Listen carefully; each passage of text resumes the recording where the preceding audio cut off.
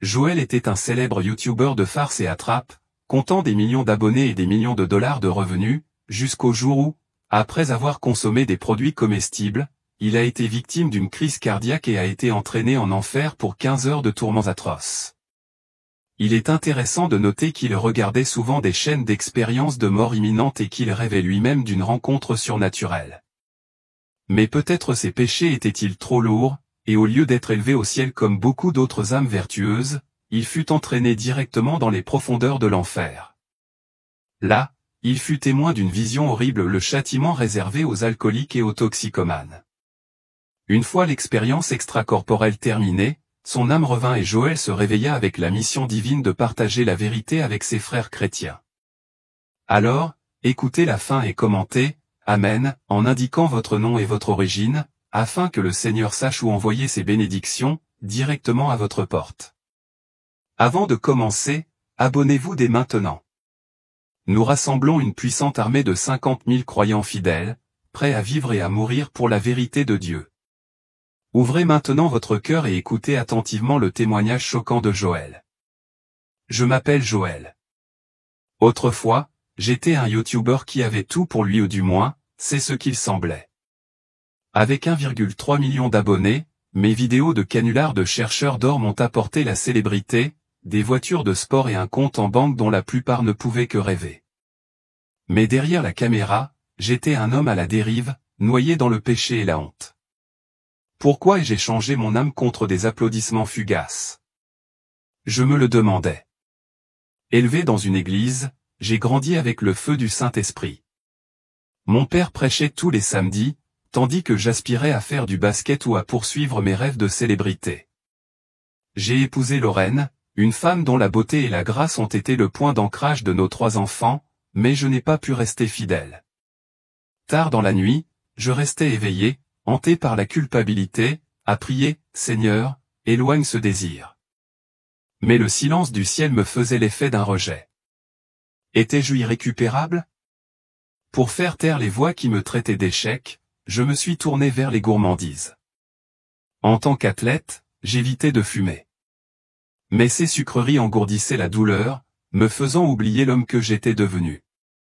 Mes farces, narguant les femmes en les traitant de croqueuses de diamants, faisaient rire des millions de personnes, mais elles masquaient la vérité. C'est moi qui creusais ma tombe, courant après l'argent pendant que ma famille s'effondrait. Comment pouvais-je tout avoir et me sentir si vide?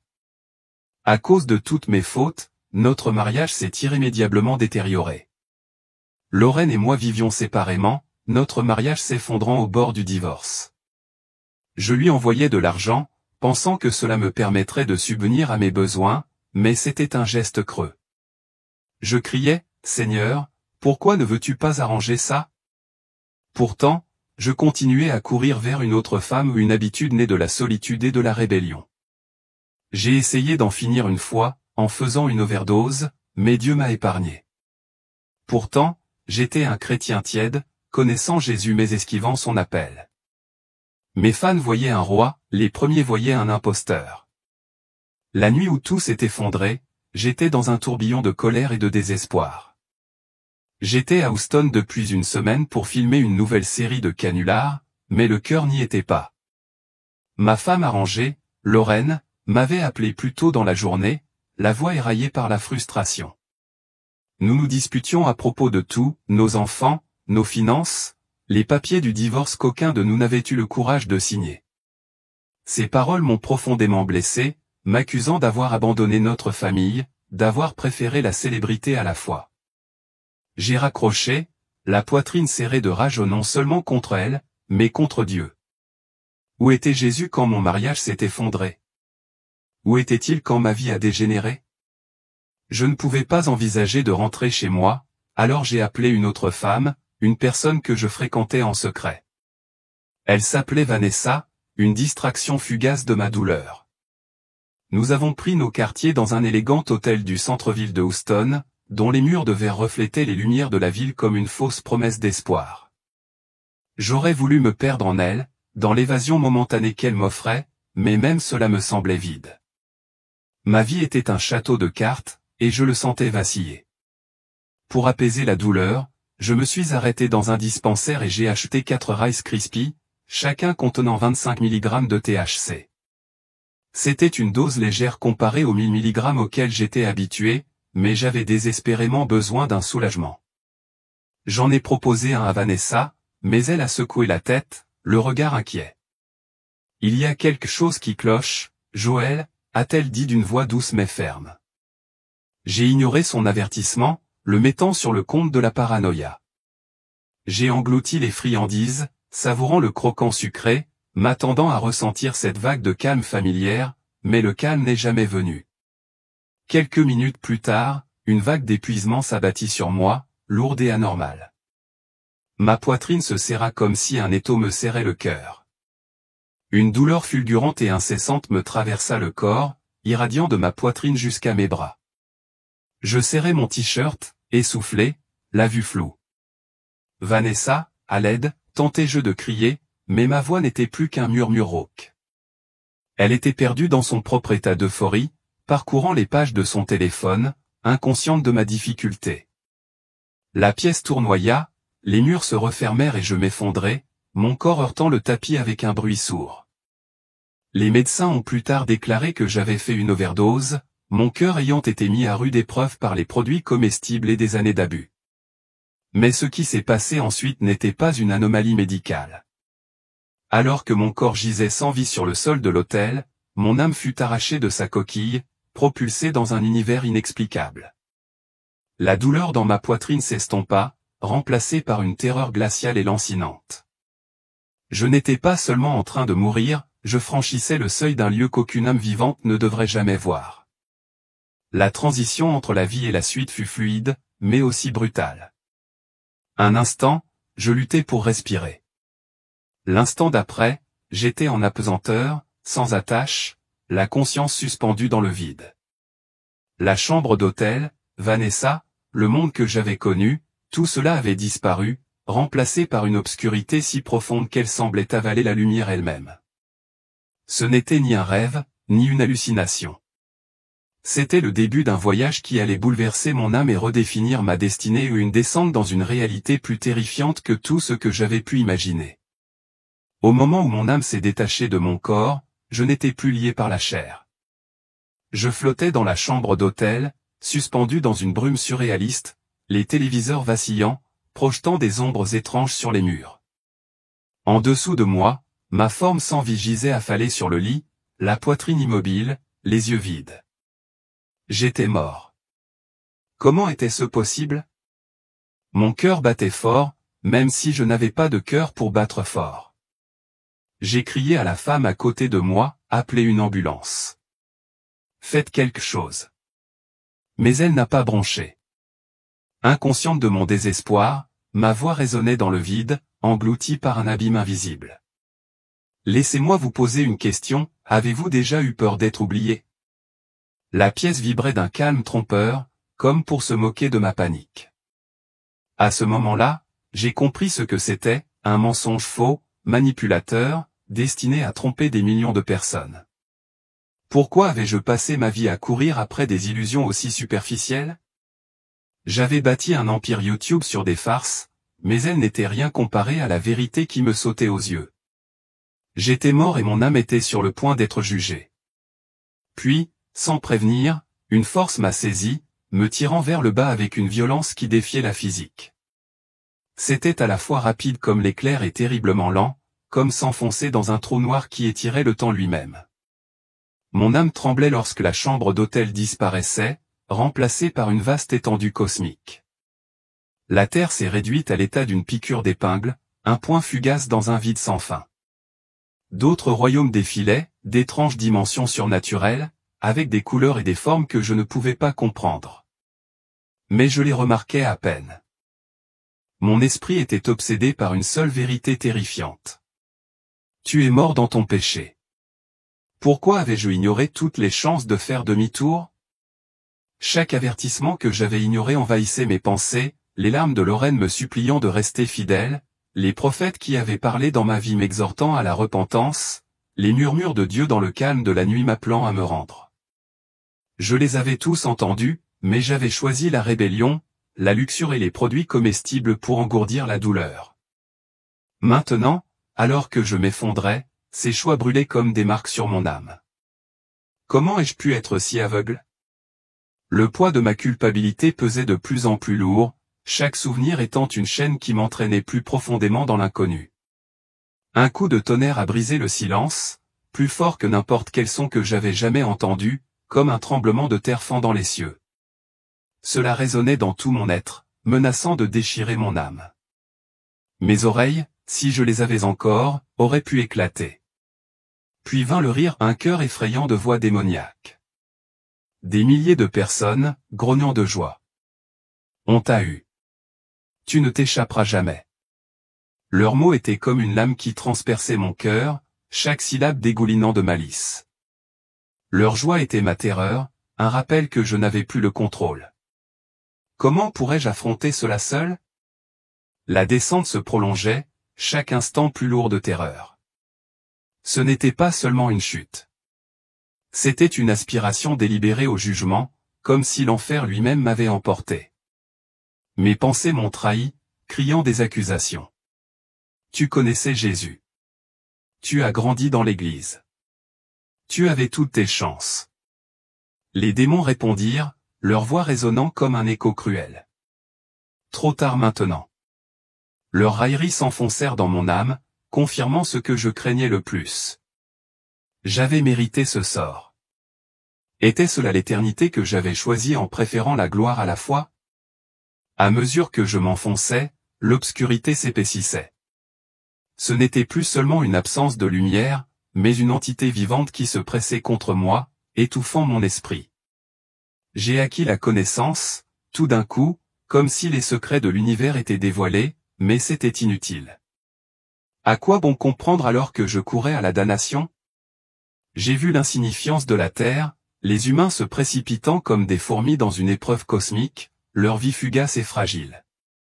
Pourquoi avais-je consacré mon âme à ces plaisirs, à l'argent, aux femmes, aux applaudissements, alors qu'ils n'étaient que poussière? Les rires se firent plus forts, les détonations plus incessantes, chacune comme un coup de marteau me rapprochant des portes de l'enfer. L'air autour de moi vibrait d'une énergie sinistre, comme si l'obscurité elle-même était vivante, se nourrissant de ma peur. Je n'étais pas seul. Des silhouettes sombres dérivaient dans le vide, leur forme floue, mais leur présence indéniable. Les autres âmes étaient-elles piégées comme moi? Leur silence était assourdissant, contrastant fortement avec la joie des démons. J'aurais voulu tendre la main pour implorer de l'aide, mais j'étais impuissante, témoin de mon propre destin. Comment étais-je tombé si loin du Dieu que j'avais connu? La descente semblait interminable. Pourtant, chaque seconde était une nouvelle couche de terreur. Les voix des démons se mêlaient aux grondements, une attaque implacable contre ma raison. Taser, sifflait-il, leurs moments tourant comme des chaînes. J'aurais voulu lutter, crier, nier leurs revendications, mais mon âme était nue, exposée à leurs moqueries. Pourquoi ne m'étais-je pas accroché à Jésus quand j'en avais l'occasion? L'obscurité m'envahissait, et je savais avec une certitude esséurante que j'entrais en enfer, un lieu où l'espoir n'était plus qu'un rêve oublié. J'ai atterri dans un vide si noir qu'il engloutissait la lumière. Pourtant, mon âme voyait tout, tel un cauchemar à 360 degrés, comme si l'obscurité elle-même m'accordait une vision maudite. Un démon colossal se dressait devant moi, la tête perdue dans l'ombre, son corps musclé et grotesque irradiant la malice. Son rire, une légion de milliers de voix, rugissait à travers l'abîme. Tu es à nous pour toujours. Le son était une force physique qui frappait mon esprit. Pourquoi sa cruauté me semblait-elle si personnelle, comme si elle connaissait chacun de mes péchés? L'air vibrait d'une bande sonore sinistre, non pas de la musique, mais une cacophonie torturante venue d'un autre monde, telle une symphonie conçue pour briser les âmes. Le son résonnait en moi plus fort que n'importe quel haut-parleur au monde. Chaque note était comme une aiguille qui me transperçait le cœur. Mes oreilles, bien que je n'ai pas de corps, semblaient saigner sous l'assaut. Les détonations s'écrasaient par vagues, chacune comme un coup de marteau dans mon esprit, ébranlant mon être jusqu'à la moelle. Comment le son pouvait-il devenir une arme destinée à amplifier le désespoir? Je tournais en rond, prisonnière d'un vortex de ténèbres qui me tenait comme un étau. D'autres royaumes scintillaient faiblement au loin. Des mondes que je ne connaîtrais jamais, scintillant d'un charme qui se moquait de mon destin, mais ils ne signifiaient rien. J'étais en enfer. Et la pire agonie n'était ni le démon ni le bruit. C'était la certitude écrasante d'une séparation éternelle d'avec Dieu. Quelle douleur pouvait-elle égaler le vide de son absence? Mon âme souffrait, un cri creux qui résonnait sans réponse dans l'abîme. Mes pensées se sont mises à nu, hurlant « Je suis piégé ». Les démons me narguaient, leur voix résonnant dans la musique. Tu ne partiras jamais. Tu es un raté. Chaque péché que j'avais commis, chaque liaison, chaque mensonge, chaque moment que j'avais choisi sa prière excessive se déroulait comme un film implacable dans mon esprit. Chaque souvenir était une chaîne qui me liait à cet endroit, se resserrant à chaque accusation. Pourquoi avais-je cru pouvoir échapper à la justice de Dieu? J'avais grandi à l'église, chanté des cantiques, entendu des sermons sur le paradis et l'enfer. Et pourtant, j'étais prisonnière de mes propres choix. L'obscurité n'était pas seulement une absence de lumière. C'était une force vivante, une force prédatrice qui se nourrissait de ma peur, m'enveloppant comme un linceul. J'ai aperçu des ombres se mouvoir dans le vide. D'autres âmes, peut-être, aux formes floues, mais aux tourments palpables. Étaient-elles accros comme moi, attirées vers l'enfer par leurs vices? Leurs cris se mêlaient à la musique, un cœur de désespoir qui me rappelait que l'enfer n'était pas vide. Combien avaient emprunté mon chemin, à la poursuite de plaisirs éphémères, pour finalement s'arrêter ici? La pensée était un couteau, se tordant plus profondément à chaque rotation. Le temps s'est dissous en cet endroit. Les secondes se sont transformées en siècles. Chaque instant était une éternité de souffrance. J'étais figé, incapable de bouger. Mon âme était exposée aux moqueries incessantes des démons. Tu le savais bien, sifflèrent-ils, la voix pleine de mépris. Moi, je le savais. Je m'étais assis sur les bancs, j'avais ressenti le Saint-Esprit, j'avais fait le vœu de vivre pour Jésus. Mais j'avais tout échangé contre la célébrité, les femmes, contre une exaltation qui n'a jamais duré. Était-ce mon éternité? Tournoyant dans les ténèbres extérieures, sans issue. La musique s'intensifia, un assaut implacable qui noyait tout espoir. Ce n'était pas seulement un son. C'était une entité vivante destinée à me tourmenter, à me rappeler mon isolement. Les explosions s'accéléraient, chacune d'elles était un coup de tonnerre qui me secouait l'âme. J'aurais voulu me boucher les oreilles pour les ignorer, mais j'étais informe, sans défense. Comment pourrais-je supporter cela pour l'éternité? Le rire des démons s'amplifia. Un raz-de-marée menaçant de m'écraser sous son poids. J'ai crié, Dieu, sauve-moi. Mais les mots sont tombés à plat, comme si le ciel était resté sourd à ma supplication. Les voix des démons se sont élevées, étouffant mon cri. Dieu ne peut pas t'aider ici. Leur moquerie était un incendie, brûlant les derniers lambeaux de ma détermination. J'étais impuissant, prisonnier dans un royaume où l'espoir était une cruelle plaisanterie. Comment étais-je tombé si loin du Dieu qui avait autrefois appelé mon nom? L'obscurité se rapprochait, son poids suffocant. J'ai vu d'autres ombres, des âmes se tordant de tourments, leurs visages crispés par l'agonie. L'un d'eux semblait tendre la main, les yeux creux, comme pour implorer ma libération. Étais-je devenu ainsi? Cette pensée était insupportable. Pourtant, c'était ma réalité. J'ai choisi cela en rejetant la grâce de Dieu. Pourquoi n'avais-je pas fait demi-tour quand j'en avais l'occasion? Puis, au milieu du chaos, une faible étincelle perça l'obscurité. Dis Jésus, murmura une voix, douce mais insistante. Désespéré, j'ai crié, Jésus. Et en un clin d'œil, j'étais de retour dans mon corps, haletant sur le lit de l'autel. Le soulagement m'envahit, une chaleur fugace dans le froid de ma terreur. Mais les démons n'en avaient pas fini. Ils m'ont tiré en arrière, leur rire plus fort, l'obscurité plus profonde, comme s'ils étaient enragés par mon évasion. Pourquoi ne m'ont-ils pas laissé partir? 5 fois j'ai été entraîné dans cet abîme. À chaque descente, une nouvelle couche d'horreur. Les voix se faisaient plus aiguës, la musique plus perçante, le tourment plus intense. Taser, criait-il, leur joie comme un poignard dans mon âme. J'ai appelé Jésus et je suis revenu pour être à nouveau tiré. Chaque fois que la bataille pour mon âme faisait rage plus férocement, les démons se serraient plus fort. J'étais un pion dans une guerre cosmique. Mon destin ne tenait qu'à un fil. Pourrais-je me libérer de ce cycle? La 5e fois a été la pire. L'obscurité semblait se solidifier, m'enveloppant dans un cocon de désespoir. Les voix des démons fusionnèrent en une seule, un rugissement qui secoua le vide. Tu ne t'échapperas jamais. J'ai crié, Jésus, sauve-moi, de toutes mes forces. Et cette fois, je suis restée dans mon corps, tremblante, mais vivante. La bataille n'était pas terminée, mais j'avais eu une chance de miséricorde que je ne méritais pas. Est-ce que je le gaspillerais à nouveau? Le rire du démon colossal résonnait encore dans mon âme. C'est une tempête implacable qui menace de me déchirer. Je tournais dans l'obscurité extérieure, piégé dans un vide où l'espoir était une cruelle moquerie. Lorsque le cauchemar a changé, la silhouette imposante du démon s'est estompée, ses voix se sont adoucies en un bourdonnement guttural, et une nouvelle terreur s'est déroulée devant moi. Ce n'était pas seulement mon tourment.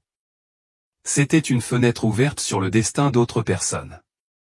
Des âmes comme moi qui poursuivaient des sommets éphémères pour finalement sombrer dans un désespoir éternel. Pourquoi avais-je cru que mes péchés n'étaient que les miens? L'obscurité s'ouvrit comme un rideau, révélant une vaste étendue caverneuse qui pulsait d'une lueur impie, comme si l'air brûlait de soufre et de regret. Le sol, si on peut l'appeler ainsi, était constitué de roches déchiquetées et brûlées, rayonnant une chaleur qui brûlait mon esprit sans toucher la chair. Je ne marchais pas. J'étais suspendu, contraint d'assister à un défilé de souffrances qui faisait battre mon cœur, bien qu'immaculé, d'effroi. Quel était cet endroit? Et pourquoi me montrait-on ces horreurs? Devant moi s'étendait une mer de silhouettes se tordant, leurs formes tordues par la douleur, leurs visages figés dans des cris silencieux. C'étaient des âmes, innombrables et brisées, chacune enchaînée à son propre tourment privé. L'air était lourd de leurs cris, une cacophonie d'angoisse se mêlant à la musique démoniaque qui résonnait dans mes oreilles. Ce n'était pas seulement du bruit. C'était une force vive qui enveloppait chaque âme comme un serpent, se resserrant à chaque note. Comment pouvais-je endurer une telle souffrance, sachant que j'étais à un pas de les rejoindre? Parmi les damnés, j'ai vu des âmes asservies par la dépendance, leur vie consumée par les substances que j'avais utilisées pour m'échapper. Ils n'étaient pas sans visage. Leurs histoires étaient gravées dans leurs expressions. Une galerie de regrets plus éloquente que les mots. J'ai reconnu leur douleur, leur désespoir, car c'était aussi le mien. Avais-je été si aveugle au point de penser que mes produits comestibles étaient inoffensifs, que mes yeux ne me quitteraient pas d'ici? La prise de conscience m'a coupé comme une lame, s'approfondissant à chaque visage que je voyais. Une âme se démarquait, un homme dont les yeux creux et injectés de sang semblaient transpercer mon cœur. Son corps décharné tremblait, ses membres tremblaient comme s'ils avaient soif de l'aiguille qui l'avait détruit. Des chaînes de fer en fusion lui liaient les poignets, chaque maillon rougeoyant, brûlant son esprit à chaque tressaillement. Il griffait l'air, ses doigts s'accrochant à une seringue ou une bouteille, une dose qui ne viendrait jamais. Encore une, gémit-il, sa voix rauque résonnant dans la caverne. S'il vous plaît, encore une.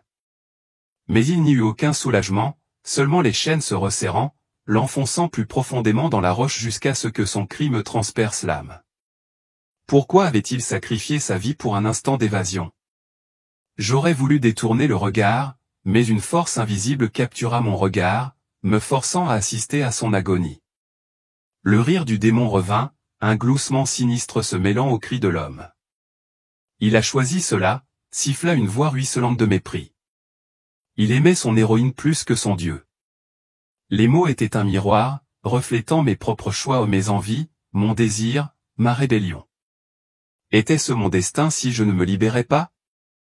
Tandis que je regardais, la silhouette de l'homme scintillait, et des images de sa vie défilaient comme un film sur les parois de la caverne.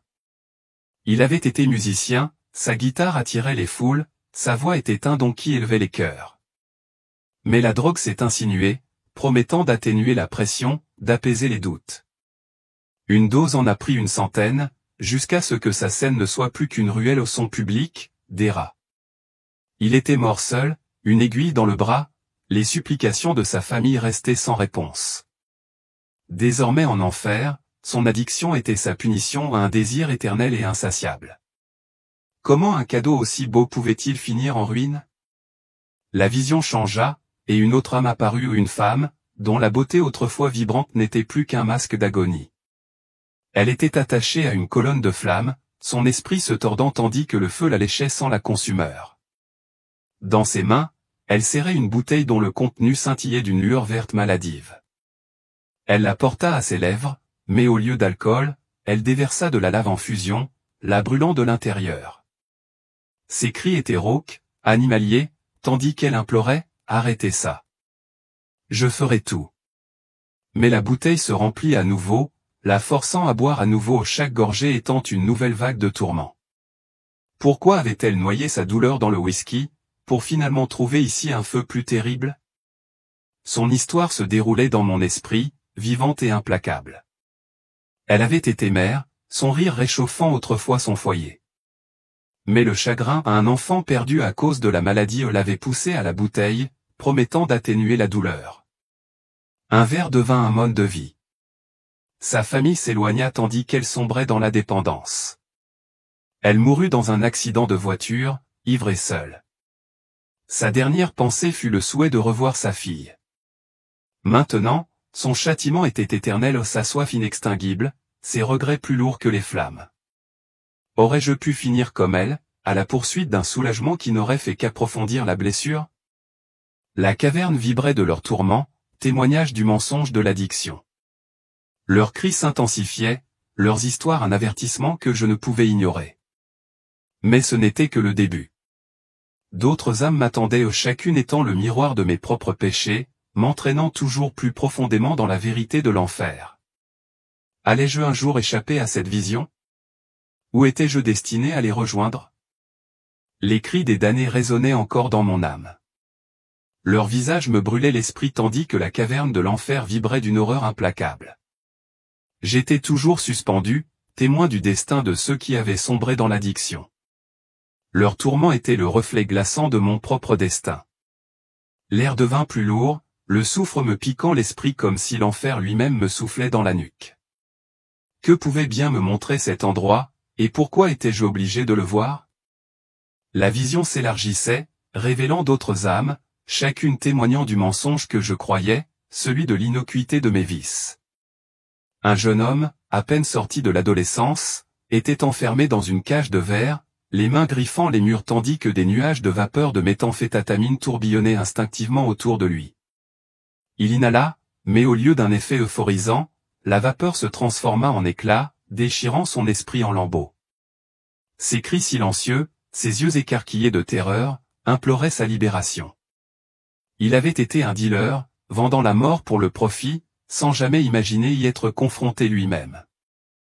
Pourquoi avait-il cru pouvoir jouer avec le feu sans se brûler? Une autre âme, plus âgée, était enchaînée à une table, le corps couvert de plaies, suintant d'une substance noire. Il avait été chimiste, son esprit brillant concevait des drogues de synthèse promettant l'euphorie. Maintenant, ces drogues étaient son tourment. Chaque plaie lui rappelait les vies qu'il avait détruites. Il marmonnait des équations, sa voix était un chant frénétique, comme si la science pouvait le libérer. Mais la plaie s'étendait, le consumant. Son regard croisa le mien, exprimant non pas la défiance, mais la soumission à un homme qui avait tout perdu pour une formule. Comment la connaissance pouvait-elle devenir une malédiction alors qu'elle menait à une telle dévastation? Les voix des démons se faufilaient dans le chaos, narguant chaque âme avec ses péchés. Tu as choisi cela, ricanaïl, leur rire amplifiant le tourment. Tu aimais tes extases plus que ton sauveur. Ces mots me frappèrent l'âme comme un marteau. J'ai choisi des aliments pour m'échapper, pensant qu'ils étaient inoffensifs. Mais voilà que les conséquences se révélaient dans ces cris maudits. Étais-je différent, fuyant l'appel de Dieu pour poursuivre une ivresse passagère? La musique s'amplifiait, ces notes saccadées formant une bande sonore cruelle à leur souffrance. J'ai vu des âmes liées, leurs corps enlacés dans une danse grotesque, chacun serrant une pipe, une pilule, une bouteille. Ils bougeaient à l'unisson, contraints de revivre leurs addictions où leurs visages mêlaient désir et agonie. Une femme, les cheveux emmêlés, prit une pilule qui se transforma en cendre, et son cri perça l'antre. « Je voulais juste me sentir vivante », cria-t-elle, mais la cendre lui brûla les mains, lui rappelant que son choix menait à la mort. Pourquoi avait-elle échangé son âme contre un mensonge? Leurs histoires ont submergé mon esprit, un torrent de vie perdue à cause de l'addiction. Un homme d'affaires suffocant dans un nuage de cocaïne qui lui étouffait l'esprit. Une adolescente aveuglée par un brouillard de vapotage qui l'a emprisonnée à jamais. Un prédicateur, dont l'addiction aux opioïdes était devenue une malédiction, prêchant dans un vide absolu. Chacun a commencé par un choix au boire, fumer, prendre une pilule au pensant pouvoir le contrôler. Mais l'addiction était une voleuse, leur volant leur vie et les livrant ici. Comment avais-je pu croire maîtriser mon propre vice? La caverne semblait s'agrandir, les âmes se multipliant en une mer de tourments s'étendant jusqu'à l'horizon. Leurs cris se fondaient en un hurlement incessant, menaçant de briser mon âme. Je voulais fuir pour oublier, mais j'étais enraciné, forcé d'en être témoin. Le rire du démon s'amplifia, scandant « Vois ce que tu pourrais devenir ». La menace était claire si je ne changeais pas. Tel était mon avenir. Pourrais-je échapper au chemin que j'avais emprunté si volontairement? Une âme a percé le chaos à un homme étrangement familier. Il avait été youtubeur comme moi. Ses vlogs étaient autrefois devenus viraux. Sa vie était un spectacle d'excès. Maintenant, il était enchaîné à un écran, regardant ses vidéos en boucle, chacune rejoignant sa descente dans la drogue et la débauche. Ses yeux vides murmuraient, « Je me croyais invincible ». L'écran montrait sa mort et son overdose dans un Penthouse, entouré de fans complices. Désormais seul, sa célébrité était une moquerie aux yeux de l'enfer. Pourquoi avais-je suivi ses traces de si près? Sa présence était un miroir, mes farces, mes gourmandises, ma quête d'applaudissements. Je pensais que ma foi me sauverait, mais la preuve était là, personne n'était épargné. Ses chaînes se resserrèrent, l'attirant vers l'écran, son cri s'estompant tandis qu'il disparaissait dans son récit. L'avertissement de l'enfer me glaça. Ça pourrait être toi. À quel point étais-je près de le rejoindre? Les visions continuaient. Une femme avalait des pilules qui se transformaient en feu, chacune rappelant ses prescriptions abusées. Un homme était fouetté par des fouets fumigènes, chaque coup rappelant son addiction au crack. Leurs tourments étaient taillés sur mesure, l'enfer transformant leur faiblesse en arme. Pourquoi avais-je cru que mes péchés resteraient impunis? Les railleries des démons s'intensifièrent, me visant. Tu n'es pas différent, Joël. C'est ta nourriture qui t'a amené ici. La vérité me brisa le moral. J'avais justifié mes euphories, mais chaque bouchée était un pas vers cet endroit. Ces âmes étaient la preuve que l'addiction était une chaîne forgée dans la vie, indestructible dans la mort. Pourrais-je m'en libérer avant qu'il ne soit trop tard? La caverne s'estompa, les cris des âmes s'éloignèrent, mais leurs visages demeurèrent une galerie d'avertissements gravés dans mon âme. Je me retournai, l'obscurité revenant, emportant leurs histoires, leurs douleurs, leurs regrets. Ils ont poursuivi les mêmes sommets, cru aux mêmes mensonges et en ont payé le prix. J'étais à une seule option de leur destin. Le rire du démon retentit un dernier avertissement. Appelez-le ou restez avec eux. Mon âme tremblait, désespérée de s'échapper. Serais-je piégé ou pourrais-je me battre? J'ai crié, Jésus, avec une force qui a secoué mon être, et l'obscurité s'est brisée, me projetant dans mon corps. Les cris des âmes persistaient, un écho obsédant me suivant dans la lumière. J'avais vu les damnés toxicomanes qui avaient tout perdu à leur tourment, un miroir de mon cœur. Ce n'était pas qu'une vision. C'était un appel au changement, à avertir les autres avant qu'ils ne sombrent. Pourrais-je porter leur poids et retrouver mon chemin vers Dieu? Je me suis réveillé en sursaut à 7h30, le corps secoué de tremblements, les larmes coulant sur mon visage comme des rivières de peur. La chambre d'hôtel était silencieuse, la télévision éteinte, mais mon cœur battait comme un tambour de guerre, chaque battement me rappelait que j'étais en vie. J'avais dormi depuis 15 heures la veille, soit 8 heures, une impossibilité pour seulement 100 mg de produits comestibles. J'ai vu l'enfer. Je hurlais, ma voix rauque résonnant dans la pièce stérile. Comment donner un sens au cauchemar qui m'avait consumé? La femme à côté de moi me fixait, les yeux écarquillés d'incrédulité, le visage confus. « Tu es schizophrène », rétorqua-t-elle, ses mots tranchants comme du verre. Elle pensait que je lui racontais une histoire, un stratagème désespéré pour la laisser tomber et retourner auprès de Lorraine, ma femme dont je suis séparé. Je lui ai raconté ses actions pendant ma mort, l'émission qu'elle regardait, sa façon de bouger ou des détails que personne ne pouvait inventer. Son visage pâlit, son scepticisme s'effritant à mesure que la vérité s'imposait. Pourquoi l'avais-je entraîné dans ma descente aux enfers? Son silence était plus fort que des mots tandis que je rassemblais mes affaires, mes mains tremblaient si fort que je pouvais à peine tenir les clés. J'ai tout laissé derrière moi, vêtements, chaussures, les vestiges de mon ancienne vie éparpillés dans cette chambre d'hôtel de Houston. Je l'ai reconduite chez elle, la route se brouillant à travers mes larmes, sa présence pesante à mes côtés. Je ne supportais pas les bruits forts. Le bourdonnement de la radio me semblait une agression. Chaque note était un écho de la musique de l'enfer. Je me suis enfui à Détroit. Chaque kilomètre était une prière pour que les démons ne me ramènent pas en arrière. Étais-je vraiment libre, ou n'était-ce qu'une pause dans mon tourment? À Détroit, ma famille chrétienne, ancrée dans la foi pentecôtiste, est tombée à genoux lorsque je leur ai dit « Jésus vous a sauvés ». Ils ont pleuré, leur voix un cœur de gratitude. Ils n'ont pas douté de moi. Ils avaient déjà vu la puissance de Dieu. Leur prière m'enveloppait comme un bouclier, me rappelant que je n'étais pas seul. Mais certains amis, après avoir vu mon témoignage sur YouTube, se moquaient, l'enfer n'existe que lorsqu'on est mort. Leur doute était cinglant, mais revivre l'expérience était pire. J'en avais des cauchemars, chacun ressemblant à ce rire démoniaque. Comment convaincre un monde qui se moquait de l'invisible? Le traumatisme s'accrochait à moi comme une seconde peau. Je n'arrivais pas à dormir. Mon corps était faible, mon esprit était un champ de bataille où les images de l'enfer se disputaient le contrôle. La musique forte était insupportable. Chaque battement était un déclencheur qui me renvoyait à ce vide tourbillonnant. Les ombres au coin de mon œil devenaient des menaces, chacune un démon potentiel prêt à bondir. J'étais un YouTuber avec 1,3 million d'abonnés, un nom qui imposait autrefois le respect. Pourtant, j'étais là, brisé et à vif, à remettre en question ma santé mentale. Étais-je assez fou pour croire que c'était réel? Chaque instant était une lutte pour garder les pieds sur terre. Je me réveillais la nuit, haletant, certain d'être de retour dans cet abîme. Le souvenir du rire du démon me hantait, ses voix murmurant, « Tu es à nous ».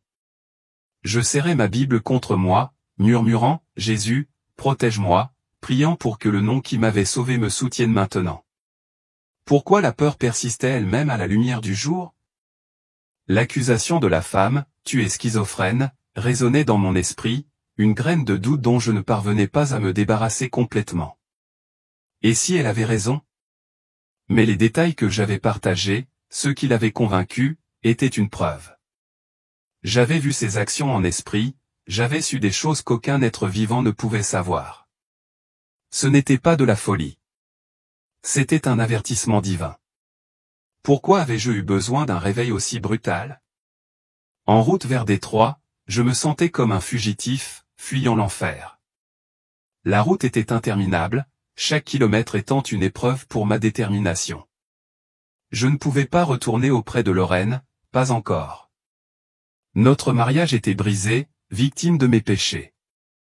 Je l'avais blessé trop profondément, je l'avais trahi trop souvent. Pourrais-je un jour réparer mes torts? L'idée de l'affronter, d'admettre ce que j'avais vu, était bouleversante. J'avais besoin de temps pour assimiler, pour comprendre le deuxième ou certain démon qui m'avait été donné. La foi de ma famille m'a ancré, mais le scepticisme du monde pesait lourd. Mes amis qui doutaient de moi n'avaient pas vu le démon, n'avaient pas senti les ténèbres peser sur leur âme. J'avais envie de les secouer, de crier, c'est réel. Mais les mots me semblaient insuffisants. La terreur n'appartenait qu'à moi, un fardeau que je portais en silence. Comment exprimer cela sans paraître dérangé? Le coup physique était indéniable. Mon corps était fragile, comme si l'enfer avait épuisé mes forces. Je ne pouvais ni manger, ni me reposer. Mon esprit revivait chaque instant de cette descente. Les explosions, les rires, le vide tourbillonnant, tout cela était gravé dans mon âme. Un rappel permanent de mon passé. J'étais en vie, mais le prix à payer était lourd. Pourquoi Dieu m'avait-il épargné, moi, un pécheur qui lui crachait au visage? Au fil des jours, le choc s'estompa, remplacé par une résolution fragile.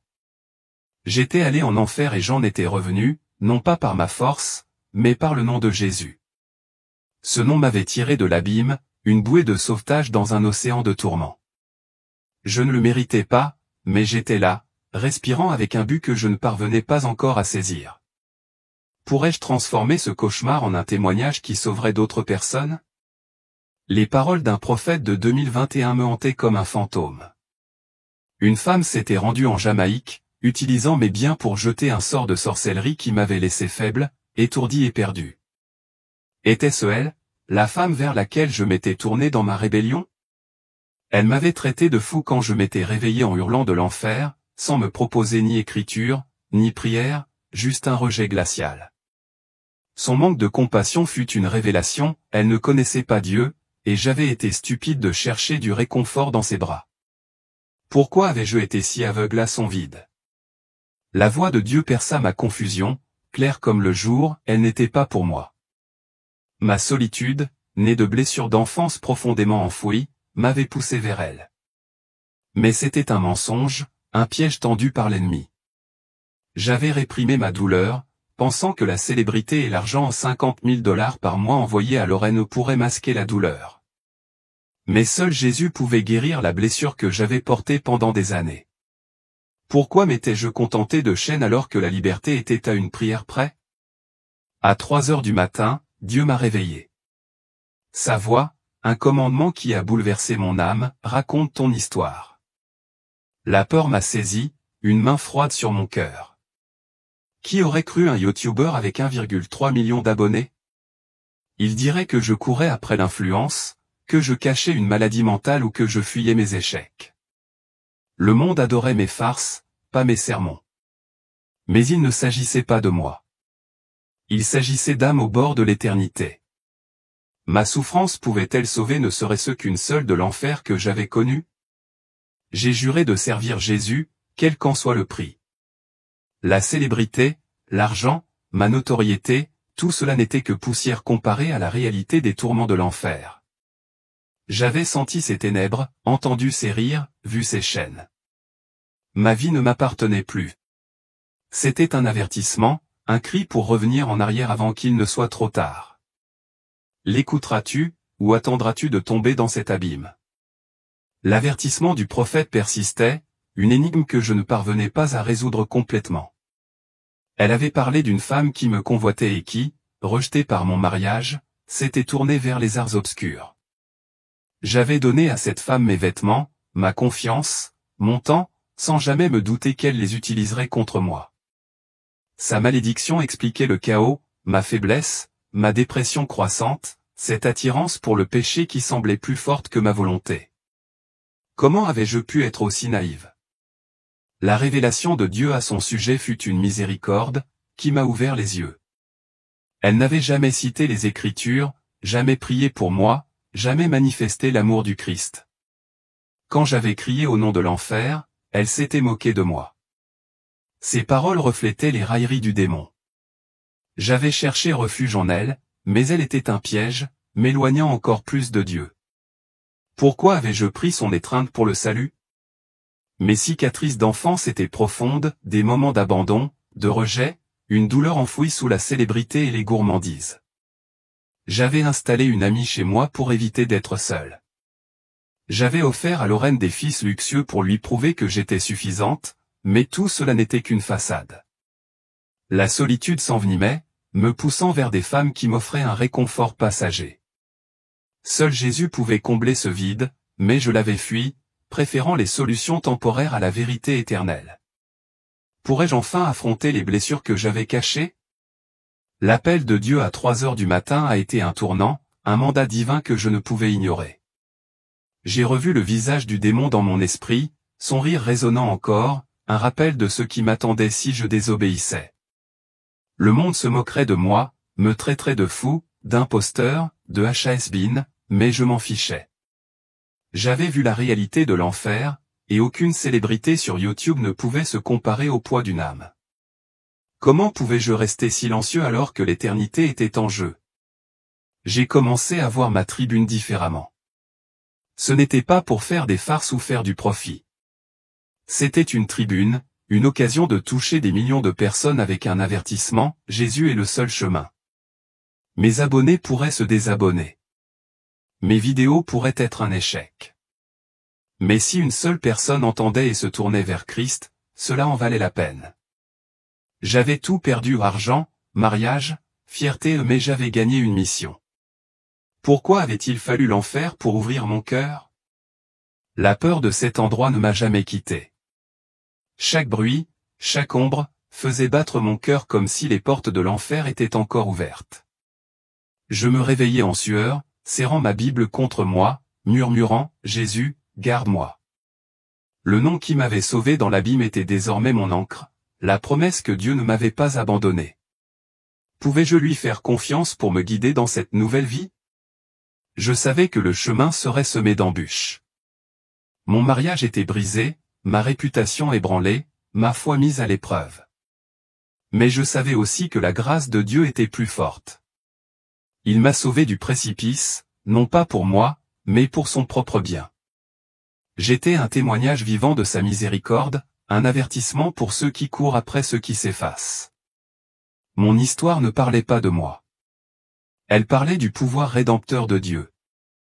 Le laisserez-vous vous racheter avant qu'il ne soit trop tard? L'enfer a réécrit mon histoire. J'ai imploré des rencontres surnaturelles, mais cette terre n'était qu'une vapeur, les humains n'étaient que des ombres dans une épreuve fugace. Ce que nous faisons ici résonne dans l'éternité. Pourquoi courir après la richesse quand elle ne peut acheter la liberté de son âme? Je pensais autrefois que les produits comestibles étaient sans danger. Moins de 100 mg ne pouvaient pas tuer. J'avais tort. On peut mourir en un instant sans avoir le temps de se repentir. La drogue, les femmes, la célébrité, leur piège. Ma dépendance à la drogue m'avait presque tout coûté. Qu'est-ce qui te retient captif? Peu m'importe le nombre de vues ou les réactions négatives. YouTube démonétise mes vidéos. Elles ne deviennent pas virales. Mais je veux que celles-ci vous parviennent. J'avais tout ou des millions, une famille et j'ai failli perdre mon âme. Jésus est la seule issue. Ferez-vous la même erreur que moi? À 30 ans, je prends un nouveau départ, purifié par la douleur. J'ai caché mes blessures pendant des années, mais les affronter avec Jésus m'a apporté la paix. N'attends pas, cherche-le maintenant. Il est ton refuge. Es-tu prête à tout abandonner? La chute de Joël en enfer fut une alarme divine, le tirant de la rébellion vers la rédemption. Autrefois youtubeur en quête de gloire, il poursuit désormais les âmes, implorant le monde d'échapper aux horreurs qu'il a subies. Sa confession n'a pas pour but d'obtenir de l'influence. C'est une bouée de sauvetage pour vous sauver des ténèbres éternelles.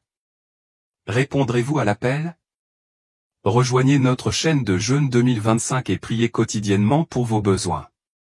Partagez vos requêtes de prière ci-dessous et abonnez-vous pour recevoir d'autres témoignages, comme le prochain, le voyage de 15 jours d'une femme en enfer, où elle rencontre des célébrités porteuses d'un message pour l'humanité.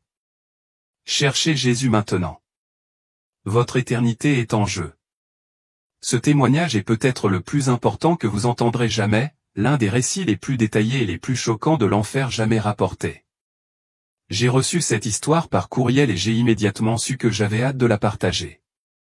Je vous assure que ce qu'elle révèle pourrait changer votre perception de la réalité à jamais. Avant de commencer, je vous demande simplement de vous abonner et de commenter là où vous écoutez. C'est gratuit, mais cela me permet de savoir que ce message atteint ceux qui en ont besoin. Cette femme avait vécu des années dans une profonde souffrance émotionnelle et un traumatisme. Dès son plus jeune âge, elle avait subi abus, trahison et mauvais traitements, souvent de la part de ceux-là même qui étaient censés la protéger. Bien qu'elle ait toujours essayé de s'accrocher à sa foi en Dieu, les blessures ne cessèrent de s'accumuler jusqu'à la pousser au bord du désespoir. Au moment où elle était prête à mettre fin à ses jours, Jésus apparut. Mais il ne se contenta pas de l'arrêter. Il l'entraîna dans un voyage terrifiant. Pendant 27 jours, elle fut emmenée aux profondeurs de l'enfer, où elle vit de ses propres yeux des choses que la plupart des gens ne croient même pas. Ce qu'elle a vu l'a changé à jamais. Alors, qu'a-t-elle vu exactement dans cet endroit sombre et terrifiant? Écoutez attentivement, car voici son témoignage. La lame brillait dans la faible lumière de ma chambre. Le métal froid se pressait contre ma peau, prêt à tout écraser. La douleur en moi était plus vive que n'importe quelle lame. Et cette nuit-là, j'ai décidé que je n'en pouvais plus. Ma vie avait été une succession de blessures invisibles. Des cicatrices gravées davantage dans mon âme que dans mon corps. Enfant, mon père était censé me protéger. Pourtant, il fut le premier à me faire du mal. Et en grandissant, d'autres hommes suivirent. Chaque fois, j'espérais que ce serait différent, que quelqu'un me verrait tel que j'étais vraiment, plutôt que simplement ce qu'il pourrait me prendre. Mais ils m'ont utilisé, m'ont rejeté comme un chiffon sale. Malgré tout, je n'ai jamais renoncé à Dieu. Chaque dimanche, j'étais assis sur les bancs de l'église, écoutant avec ferveur les enseignements du pasteur. J'avais toujours cru en ses promesses. Un jour, tu seras en paix. Je me disais qu'un jour, toute cette souffrance trouverait un sens.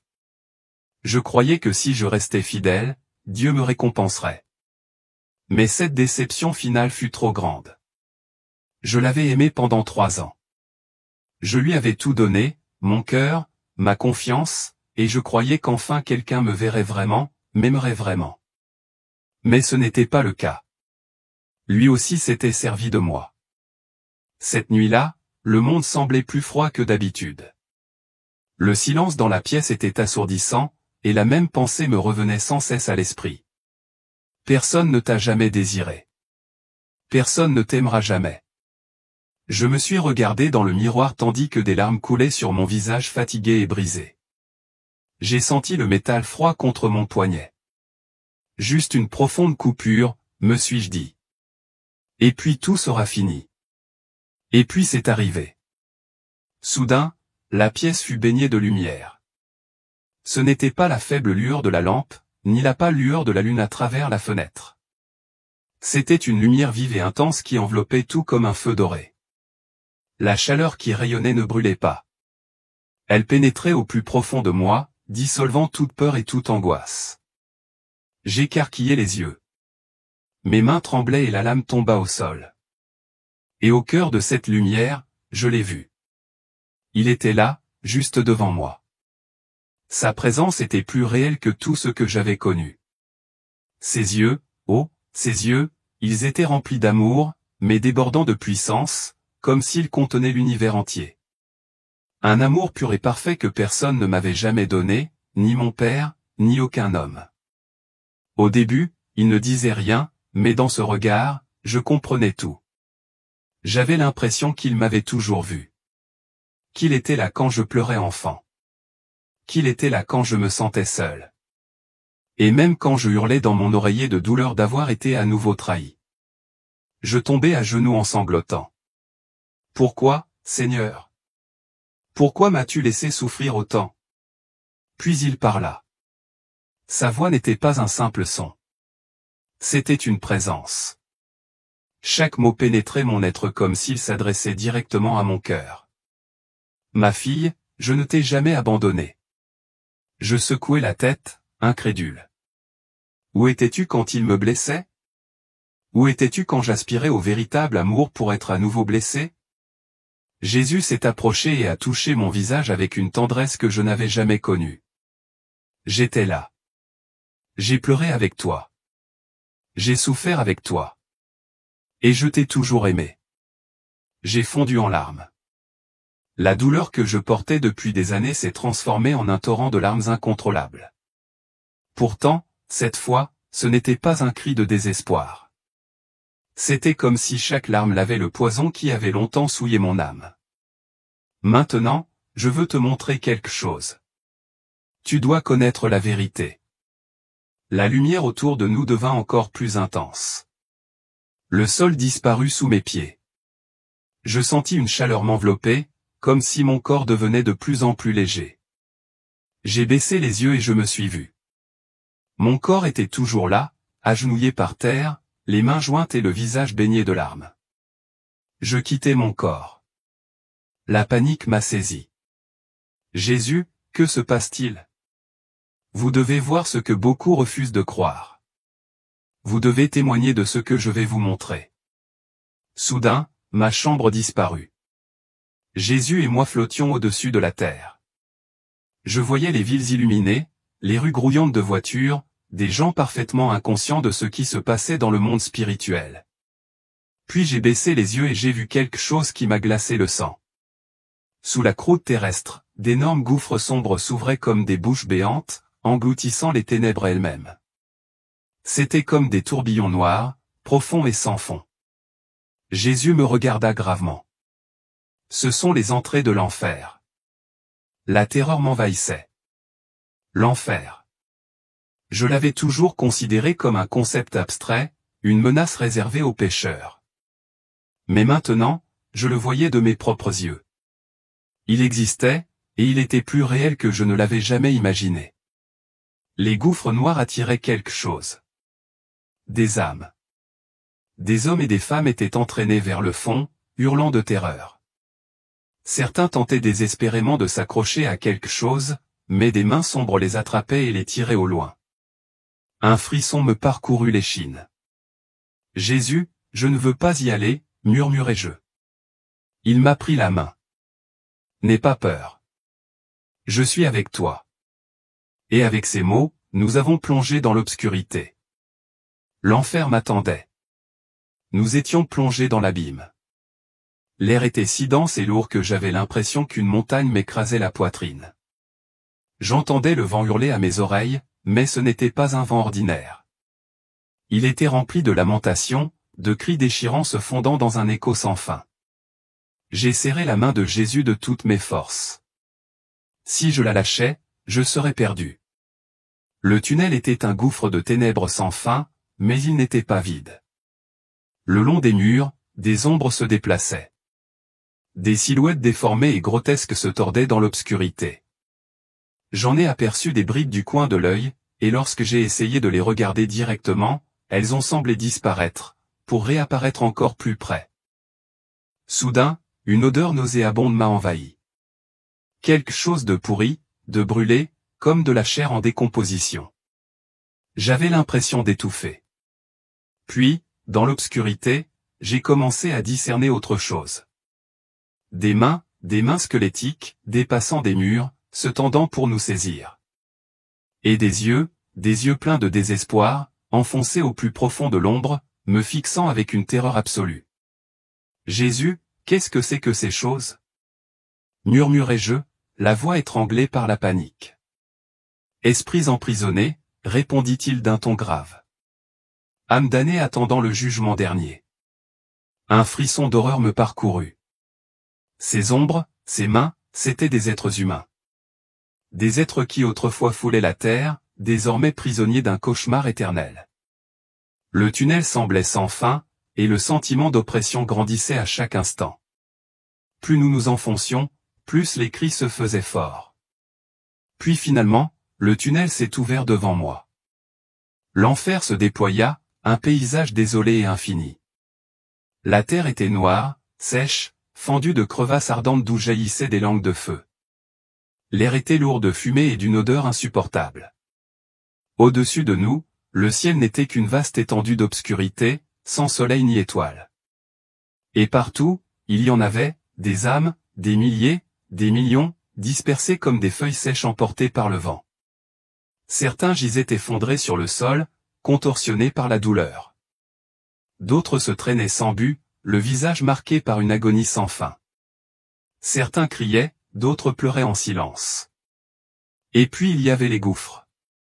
D'immenses gouffres brûlants. Chacun contenait une âme engloutie par les flammes. Des corps squelettiques brûlés, mais toujours vivants. Hommes et femmes se tordaient dans le feu, criant d'une voix brisée, implorant grâce. Mais il n'y avait aucune pitié. Jésus m'a regardé, son visage rempli de tristesse. Maintenant, vous verrez la réalité de l'enfer. Beaucoup n'y croient pas, mais c'est réel, et ce n'est pas le destin que j'ai toujours voulu pour l'humanité. Les cris s'élevèrent en un cœur désespéré, révélant devant moi la vérité la plus terrible que j'ai jamais connue. L'enfer n'était pas un mythe. Il était réel, et bien pire que ce que j'avais imaginé. Suffocant, chargé d'une odeur nauséabonde qui collait à la peau. La chaleur était insupportable, comme si j'avais été jeté au cœur d'une fournaise ardente. Jésus marchait à côté de moi, son visage solennel et douloureux, non pas pour lui-même, mais pour les âmes qui souffraient tout autour de nous. Chaque âme ici est consciente, dit-il gravement. Ils se souviennent de leur vie sur terre. Ils se souviennent de chaque occasion qu'ils ont eue de se repentir, et ils ne l'ont pas fait. J'ai regardé autour de moi. L'enfer n'était pas seulement un lieu de feu. Il y avait des cavernes sombres, des abîmes sans fond, des chambres de torture où les âmes étaient piégées pour toujours, et partout des démons erraient avec une joie sadique, infligeant des souffrances qu'aucun esprit humain ne pourrait jamais imaginer. Nous nous sommes arrêtés devant une fosse en feu. À l'intérieur, un homme hurlait, sa voix brisée par la douleur. Son corps réduit à un squelette incrusté de chair brûlée, se tordait parmi les flammes. Il pleurait, sa voix presque méconnaissable. « Seigneur, Seigneur, Seigneur, aie pitié de moi. » Jésus le regarda avec une profonde tristesse. « J'ai prêché ton nom. J'ai servi dans ta maison. Comment puis-je être ici ?» Je le regardais avec horreur. Un prédicateur, un homme qui avait parlé de Dieu. Jésus secoua la tête. « Vous avez prêché un évangile corrompu. Vous avez dit aux gens ce qu'ils voulaient entendre, pas la vérité. Tu t'es enrichi en mon nom, mais ton cœur était loin de moi. » L'homme hurla à nouveau, ses mains squelettiques levées dans les flammes. « Pardonne-moi. Donne-moi une autre chance. » Mais c'était trop tard. Alors que nous avancions, j'ai vu une autre âme, une femme agenouillée dans l'obscurité. Sa peau était grise et flétrie, son corps était déformé de manière anormale. Des serpents entraient et sortaient de sa bouche, se tordant autour de sa silhouette. Jésus désigna alors un grand miroir au centre de la salle. « Regardez. » Je me suis avancé et j'ai vu le reflet de la terre. Des gens qui se déplacent sans s'en rendre compte, à la poursuite des plaisirs, de l'argent et du succès. Des hommes et des femmes vendaient leur âme sans même s'en rendre compte. Et derrière eux, dans l'ombre, se trouvaient ces mêmes démons qui tourmentaient désormais les damnés sur terre. Ils chuchotaient aux oreilles des gens et les éloignaient encore plus de Dieu. Un nœud se serra dans ma gorge. Seigneur, beaucoup d'entre eux ne savent pas ce qu'ils font. Jésus hocha tristement la tête. C'est pourquoi vous devez témoigner afin que personne ne puisse dire, je ne savais pas. Mon cœur s'est brisé. Combien de personnes ont été trompées? Combien d'entre eux marchaient droit vers ce destin? Convaincus qu'ils avaient raison. J'avais envie de crier. Je voulais les prévenir. Mais le voyage n'était pas encore terminé. Jésus a pris ma main et m'a conduit plus profondément. Il y avait encore tellement plus à voir. Plus nous avancions, plus la terreur devenait intense. L'obscurité s'épaississait, comme si les ombres elles-mêmes avaient une volonté, essayant de m'étouffer. Et puis je l'ai vu, une masse énorme et palpitante, noire comme la nuit la plus profonde, se dressant devant nous. Il semblait vivant, battant comme un cœur gigantesque et émettant une vibration menaçante qui parcourait mon corps. De cette masse sombre s'étendaient d'immenses cornes, ramifiées comme des racines, s'élevant vers le haut, perçant le sol de l'enfer et s'étendant jusqu'à la terre. Chaque battement de ce cœur impie apportait avec lui un sentiment de terrible pressentiment. Jésus s'est arrêté et m'a fait signe d'observer. C'est le cœur de l'enfer. D'ici émanent les forces du mal qui influencent le monde. Je m'approchai avec hésitation et vis à l'intérieur de cette masse sombre des silhouettes se mouvoir, piégées, plongées dans ce rythme infernal. C'étaient des âmes, des millions d'âmes englouties dans la substance vivante de ce cœur maudit, se tordant dans une agonie éternelle. Ces âmes sont liées au mal lui-même, explique Jésus. Ce sont ceux qui ont complètement vendu leur âme au diable. Ils ont rejeté toute chance de salut. Leur visage était déformé par la douleur et leurs yeux me terrifiaient. Il ne restait plus aucune trace d'humanité en eux, seulement de la haine, seulement du désespoir. Du cœur de l'enfer, les cornes noires continuaient de pousser, et à travers elles, je voyais des ombres spectrales se déplacer. Jésus leva la main et, comme si un rideau invisible s'était déchiré, je vis ce qui se passait sur la terre. Les ombres se déplaçant dans la corne étaient des esprits malins envoyés dans le monde pour accomplir la volonté du mal. Je les ai vus s'insinuer dans l'esprit des gens, murmurer des mensonges, semer la discorde, la haine et la perversion. Je les ai vus s'infiltrer dans les centres de pouvoir, les gouvernements, les institutions. Je les ai vus déchirer des familles, briser des mariages, détruire des vies. Je les ai même vus entrer dans les églises. Je me suis couvert la bouche avec horreur. Même là, Seigneur, demandai-je d'une voix brisée. Jésus hocha tristement la tête. De nombreuses églises ont ouvert la porte au mal. Ils ont abandonné ma vérité au profit du compromis. Ils ont permis que le péché soit appelé liberté, et l'ennemi est entré.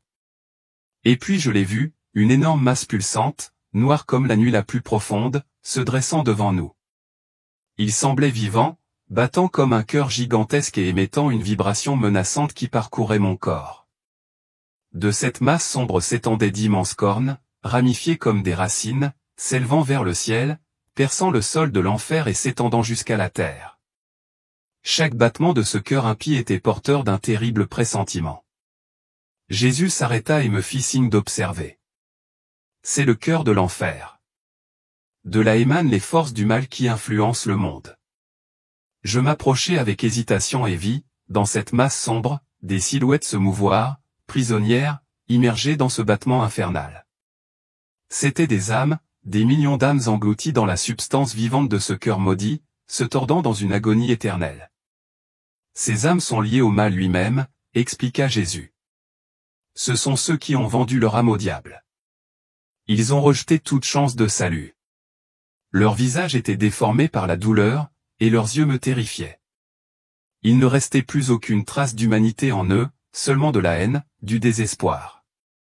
Du cœur de l'enfer, les cornes noires continuaient de pousser, et à travers elles, je voyais des ombres spectrales se déplacer. Jésus leva la main et, comme si un rideau invisible se déchirait, je vis ce qui se passait sur terre. Les ombres qui se mouvaient dans la corne étaient des esprits malins envoyés dans le monde pour accomplir la volonté du mal. Je les vis s'insinuer dans l'esprit des gens, murmurant des mensonges, semant la discorde, la haine et la perversion. Je les ai vus infiltrer les centres de pouvoir, les gouvernements, les institutions. Je les ai vus déchirer des familles, briser des mariages, détruire des vies. Je les ai même vus entrer dans des églises. Je me suis couvert la bouche d'horreur. Même là, Seigneur, ai-je demandé d'une voix brisée. Jésus a hoché la tête tristement. De nombreuses églises ont ouvert la porte au mal. Elles ont abandonné ma vérité au profit du compromis. Ils ont permis que le péché soit appelé liberté. Et l'ennemi est entré. En son centre, une porte immense s'élevait, noire comme l'abîme lui-même, ses symboles gravés vibrant d'une énergie maléfique. La porte s'ouvrait à plusieurs reprises, engloutissant les âmes qui tombaient comme du sable dans un sablier. C'était un flot inexorable. Les morts sur terre étaient entraînés ici vers le jugement éternel. Je me suis mis la main sur la bouche pour étouffer un cri. Seigneur, non. Jésus hocha gravement la tête. Chaque jour, des milliers d'âmes franchissent cette porte. Je m'approchai avec hésitation et vis les âmes tomber. Certaines hurlaient désespérément, tentant de s'accrocher à quelque chose, mais des mains sombres les saisirent et les entraînèrent au sol. d'autres semblaient confuses, comme si elles ne savaient pas où elles étaient tombées. Soudain, la terreur s'alluma dans leurs yeux. Une femme vêtue de blanc tenta de s'arrêter, donnant des coups de pied et criant « Non, j'allais à l'église. J'étais quelqu'un de bien. Je ne peux pas être ici. » Un démon rit, la saisit par les cheveux et la jeta dans l'abîme. Je me suis tourné vers Jésus, le cœur battant. Mais elle a dit qu'elle était croyante. Il ne suffit pas de dire « Tu me connais », a-t-il répondu tristement. Beaucoup disent Seigneur, Seigneur, mais leur cœur est loin de moi. Elle vivait pour elle-même, pas pour moi. Peu après, un vieil homme tomba. Il serrait une Bible contre lui comme une encre de salut. J'étais pasteur. J'ai prêché votre évangile. Que fais-je ici? Puis une autre voix puissante et terrible retentit. Vous avez prêché pour l'argent, pas pour les âmes. Je me retournai. La voix n'était pas celle de Jésus. Elle venait de l'autre côté de la porte. Satan. Je ne le voyais pas, mais je sentais sa présence. Le monde est à moi. La voix ricana avec un rire malicieux. Et toi, petit mortel, tu ne peux rien faire pour m'arrêter. Une vague de peur glaciale me parcourut. Jésus me prit la main et, aussitôt, la peur s'évanouit. Elle est sous ma protection, déclara-t-il avec autorité. Et tu ne peux pas la toucher. Un rugissement de colère résonna des profondeurs. Je regardai vers la porte et vis d'autres âmes tomber. Certaines étaient celles qui avaient vécu sans Dieu. Des hommes et des femmes qui avaient choisi le péché sans jamais se repentir.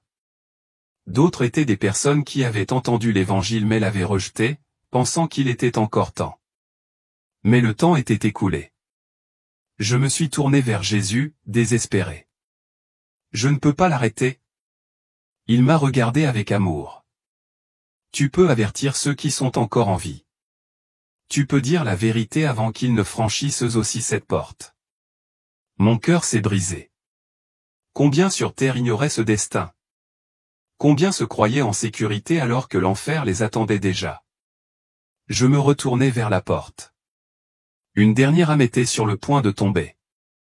Un jeune homme, pas plus de 20 ans, le regard empli de terreur. S'il vous plaît, non. Je voulais me repentir. J'avais juste besoin de plus de temps. Des mains sombres le tirèrent vers le bas. Puis la porte se referma. Il me restait encore une chose à voir. Nous avions laissé la porte de l'enfer derrière nous, mais le poids dans ma poitrine ne faisait que s'alourdir. J'entendais encore les cris des damnés, ressentais leur terreur et pressentais l'insupportable réalité de ce que je venais d'observer. Mon corps tremblait de façon incontrôlable. Jésus marchait à mes côtés, silencieux, l'air plus sérieux que jamais. Je savais que quelque chose d'encore plus grand, d'encore plus définitif m'attendait. L'air commença à changer. L'odeur de soufre brûlé s'estompa, remplacée par un silence inquiétant. Puis le ciel s'ouvrit. Ce qui s'est présenté à moi m'a coupé le souffle. Une immense balance dorée suspendue dans les airs oscillait lentement et délibérément. Sur un plateau reposait un livre lumineux rayonnant d'une lumière divine.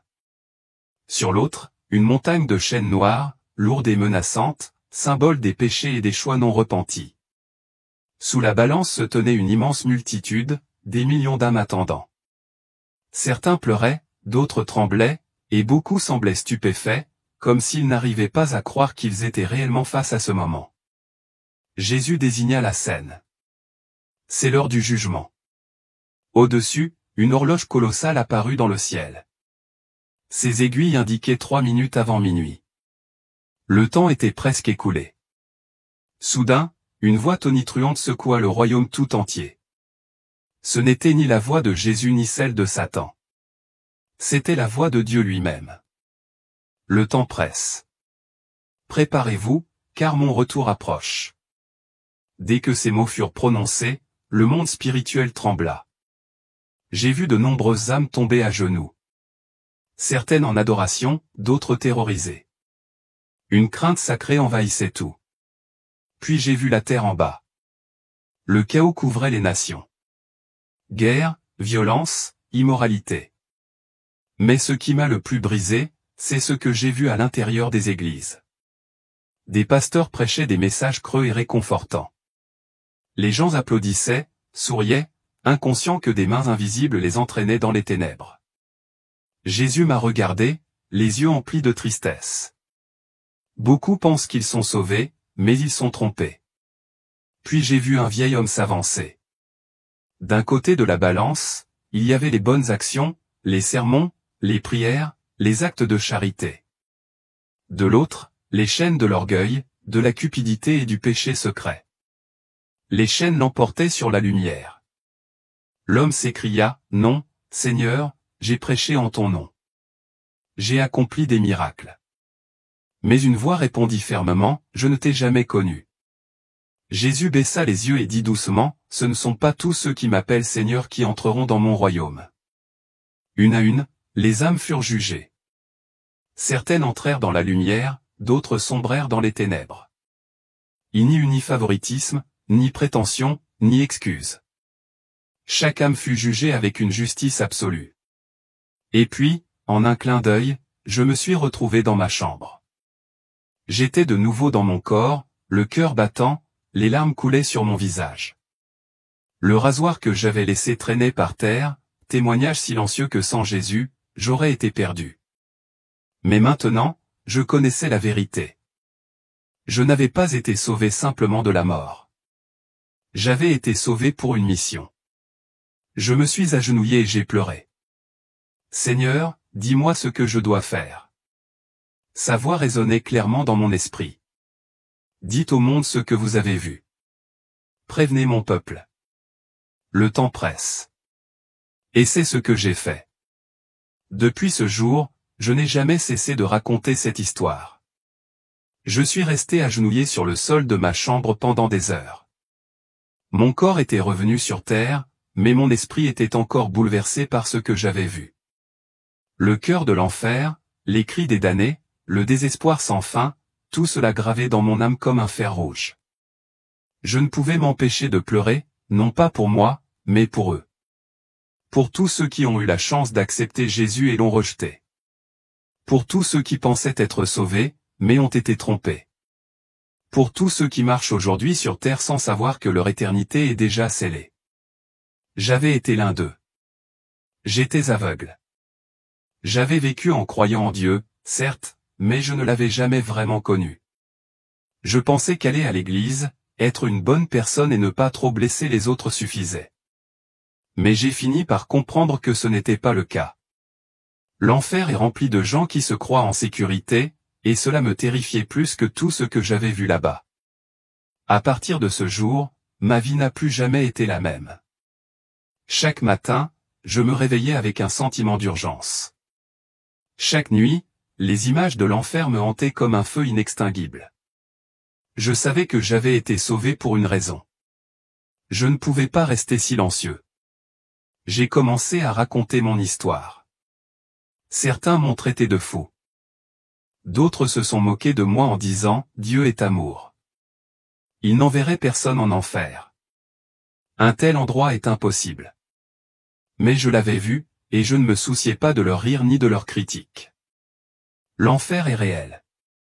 Le jugement est réel. Et le retour de Jésus est proche. J'ai pleuré pendant des jours. Je me suis agenouillé devant le Seigneur et j'ai demandé, « Que dois-je faire ?» Sa voix résonnait clairement dans mon cœur. Racontez à mon peuple ce que vous avez vu. Le temps presse. Si vous lisez ces mots, ne pensez pas qu'il s'agit simplement d'une histoire. Ce n'est pas un simple conte ni un vague avertissement. Ils sont la vérité. Le monde est plongé dans le péché, et Satan trompe des millions de personnes. Il les distrait par le plaisir, l'argent et les désirs charnels. Il leur fait croire que Dieu n'est rien d'autre qu'un concept, une philosophie qui peut être acceptée ou rejetée sans conséquence. Mais je vous dis cette vérité, les conséquences existent. Il ne suffit pas d'être simplement religieux. Il ne suffit pas d'aller à l'église le dimanche ou de dire que vous croyez en Dieu. Tu dois le vivre. Tu dois le suivre. Vous devez marcher dans la vérité. La Bible dit, « Ce ne sont pas tous ceux qui me disent, Seigneur, Seigneur, qui entreront dans le royaume des cieux, mais celui-là seul qui fait la volonté de mon Père qui est dans les cieux. » Matthieu 7h21. Combien de chrétiens croient être sauvés, mais ne connaissent même pas la voix de Dieu? Combien de pasteurs prêchent pour l'argent plutôt que pour l'amour des âmes? Combien de croyants pensent qu'il suffit d'être bon pour entrer au paradis? L'enfer est plein d'âmes qui pensaient avoir du temps, mais le temps presse. Si vous vivez dans le compromis, si vous aimez le monde plus que Dieu, si le péché occupe encore une place dans votre vie, arrêtez maintenant. Il n'y aura pas d'autre avertissement. Il n'y aura pas de seconde chance après la mort. Repentez-vous maintenant. Abandonnez tout ce qui vous éloigne de Jésus. N'attendez pas un autre jour, car vous pourriez ne pas en avoir. Le monde se moque de l'enfer, le traitant comme un conte de fées, un concept médiéval. Mais l'enfer n'est pas un mythe. Je l'ai vu. Et si vous ne vous tournez pas vers Dieu de tout votre cœur, un jour vous le verrez aussi. Si vous êtes arrivé jusqu'ici, je tiens à vous remercier sincèrement pour votre temps et pour avoir écouté cette histoire. Dites-moi ce que vous en pensez dans les commentaires. Vous pouvez écrire Amen ou le nom de votre pays pour que je sache d'où vous m'écoutez. Je vous invite également à partager ce message avec 3 amis. Ne sous-estimez pas le pouvoir du partage. Cela pourrait changer la vie de quelqu'un qui en a vraiment besoin. Si vous ne l'avez pas déjà fait, abonnez-vous à la chaîne pour recevoir chaque jour du contenu inspirant. Et je tiens à vous faire savoir que les adhésions sont désormais ouvertes. Si vous décidez de nous rejoindre, non seulement vous soutiendrez cette chaîne, mais vous recevrez également une bénédiction spéciale pour avoir participé à cette mission. Merci d'être ici et de faire partie de cette communauté. Que Dieu te bénisse.